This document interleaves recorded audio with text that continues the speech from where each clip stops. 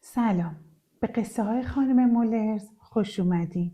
امروز قصه رو میخوام براتون تعریف بکنم که من و همسرم با وجود 2 فرهنگ کاملا متفاوت کلی ازش خاطره داریم و دوستش داریم. اما قبلش ازتون یه خواهش داشتم. خواستم ازتون خواهش کنم لطف کنین و کانال منو سابسکرایب کنین و اگر قصه ها و ویدیوها رو دوست دارین لطفاً لایک کنین. ممنونم ازتون. خب بریم که قصه‌مون رو شروع بکنیم. یکی بود یکی نبود، غیر از خدای مهربون هیچکی نبود. روزگاری توی مزرعه خیلی قشنگ و زیبا کنار یه برکه آبی زلال یه مامان اردک زندگی میکرد. مامان اردک قصه ما چند وقتی بود که روی چند تا تخم بزرگ و گرد نشسته بود و منتظر و چشم به راه جوجه هاش بود. مامان اردک هر روز صبر میکرد تا بالاخره یه روز یه صدایی به گوش رسید. تق تق تق. بله، صدای شکستن تخما بود. یکی یکی جوجه های کوچولوی زرد و بامزه از تخما بیرون اومدن. جیک جیک کنان دور مامانشون میچرخیدن و شادی میکردن. ولی یه تخم که بزرگتر از بقیه بود هنوز باز نشده بود. مامان اردک با تعجب و کنجکاوی به اون تخم بزرگ نگاه میکرد و از خودش میپرسید چرا این انقدر بزرگه؟ چرا انقدر فرق داره؟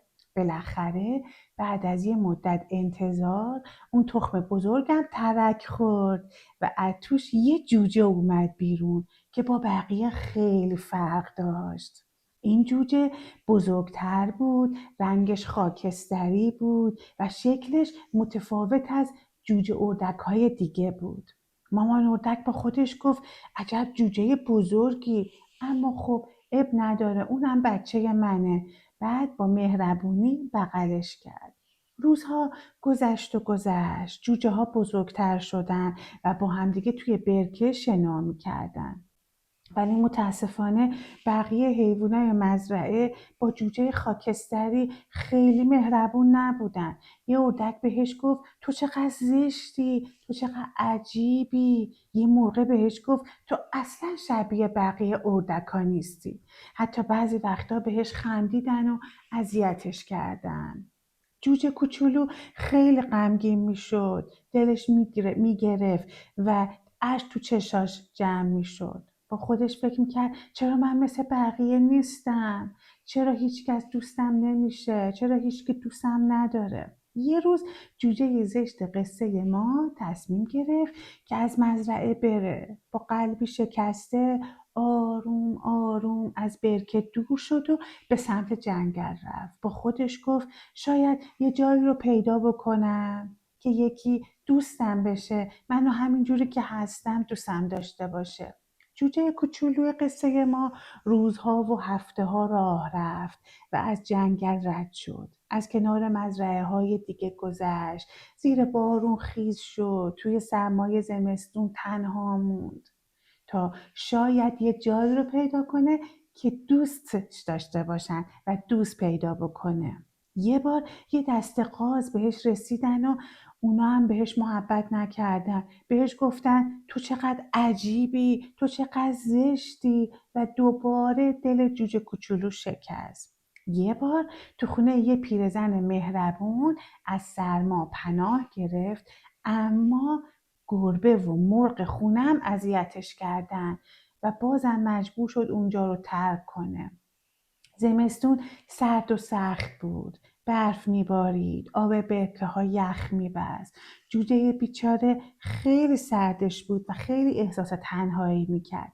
اما هیچ وقت احساس ناامیدی نکرد و همیشه با خودش تکرار میکرد یه روزی یه جایی حتما یه دوست پیدا میکنم. بالاخره بعد از یک زمستون طولانی و سخت بهار از راه رسید. خورشید شروع کرد به تابیدن، برفا آب شدن، گلا شروع کردن به شکفتن و یخ برکه هم آب شد. جوجه کوچولو که دیگه از هم کوچولو نبود و بزرگ شده بود کنار برکه زیبا ایستاده بود. ناگهان چند تا پرنده سفید بزرگ و زیبا که در آب شنا می‌کردن و دید. اون پرنده ها قوهای بسیار زیبایی بودن. جوجه با خودش گفت چقدر اونا خوشگلن، چقدر نازن، کاش میتونستم مثل اونا باشم و باهاشون دوست بشم. با ترس و خجالت به سمت آب رفت و وقتی خم شد که بره توی آب، یهو تصویرش رو توی آب دید.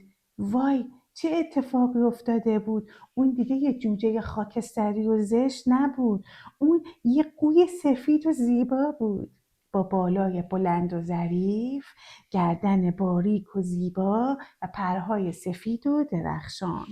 اون در واقع از اول یه جوجه اردک نبود. اون از اول یه تخم قو بود که اشتباهی لابلای تخمای اردک افتاده بود و حالا که بزرگ شده بود تبدیل شده بود به یک قوی زیبا و سفید. قوهای دیگه به محض اینکه دیدنش با خوشحالی به سمت شنا کردن و گفتن بیا بیا پیش ما، تو هم از مایی. چند تا بچه که کنار برکه زندگی میکردن وقتی این قوی جدید و زیبا رو دیدن با ذوق گفتن وای نگاه کنین، این قو از همه قوهای دیگه نازتر و خوشگلتره.